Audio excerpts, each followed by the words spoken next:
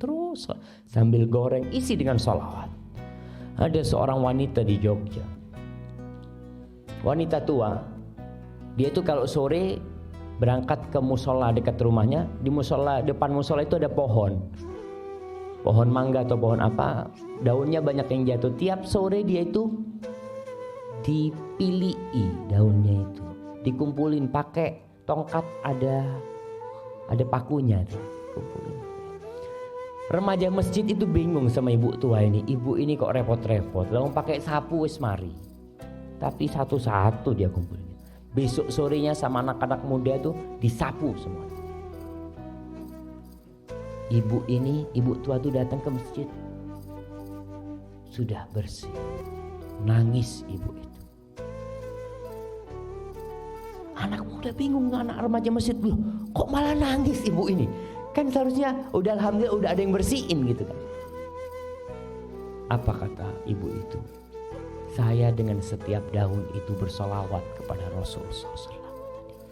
Dia kumpuli. Kadang-kala ada amalan-amalan yang kita meremehkannya, jemaah. Di situ ada pahala yang besar. 10 kali Allah solawat buat kita. Allah solawat. Allah yang menciptakan langit 7 lapis tuh. Allah yang memiliki bumi dan isinya bersolawat kepada kita 10 kali. Apa masih kita akan meremehkan bersolawat untuk Rasulullah SAW? Semoga solawat itu bersambung untuk istri-istri beliau,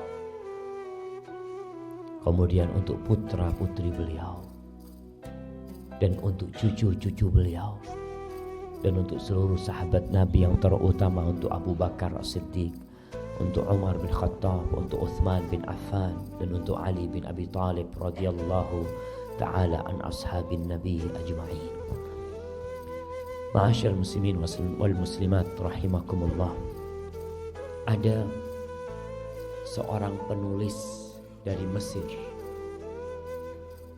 Dia menulis di buku dia ketika umur dia 40 tahun.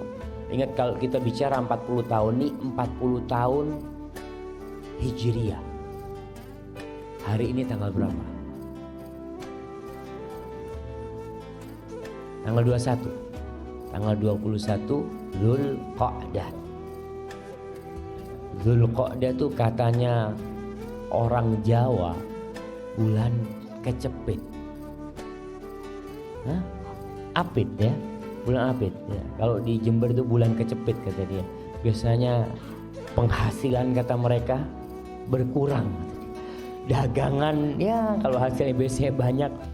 Betul, itu terjadi karena memang Dzulqa'dah ini di antara 2 hari raya, di antara Syawal dan Dzulhijjah. Jadi orang ngumpulin duit buat Dzulhijjah. Sudah dia nggak banyak belanja, dia persiapan buat kurban. Dzulqa'dah. Jadi kita bicara 40 tahun tuh 40 tahun Hijriah. Saya mau tanya nih, ada orang yang umurnya 50 tahun Hijriah. Saya mau kasih hadiah. Yang sudah 50 tahun. Berarti kita harus tahu tanggal lahir secara Hijriah. Jangan meremehkan bulan Hijriah, jemaah. Bulan Hijriah ini alhamdulillah di sini ditaruh di atas, biasanya ditaruh di bawah tuh. Itu bulannya kita umat Islam. Umat Islam semua peradaban, semua umat itu punya kalender. Semuanya. Dan itu bebas karena semua umat, umpamanya orang-orang Romawi, orang-orang Masehi punya penanggalan yang dibawa Masehi. Masehi itu artinya Kristus. Karena memang terhitung dengan lahirnya Nabi Isa alaihi salam yang diklaim oleh mereka sebagai anak Tuhan. Itu bermulanya dengan tanggalan Masehi. Orang Cina punya kalender sendiri. Apa kalendernya orang Cina? Hari rayanya orang Cina apa namanya? Imlek. Mereka punya seperti itu. Kemudian orang Yunani punya sendiri. Orang Jawa punya. Kalau orang Jawa biasanya ada Pahing, Wage, Pon, Kliwon, itu penanggalan Jawa. Islam punya penanggalan sendiri. Dan kita orang Islam pun harus bangga dengan penanggalannya. Maka kembali saya tanya, siapa yang hafal tanggal lahirnya Hijriah? Insya Allah. Tanggal berapa lahir? Masya Allah, 1399. Kapan mulai tahu itu, Mas?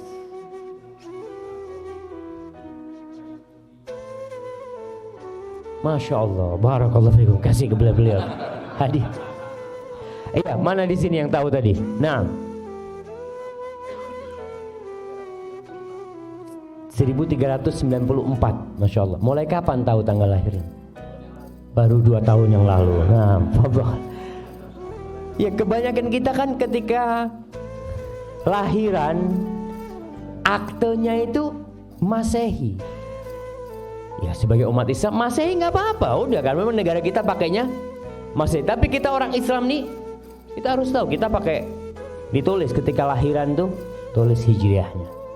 Supaya kita tahu tatkala kita umur 40 tahun apa yang harus kita lakukan.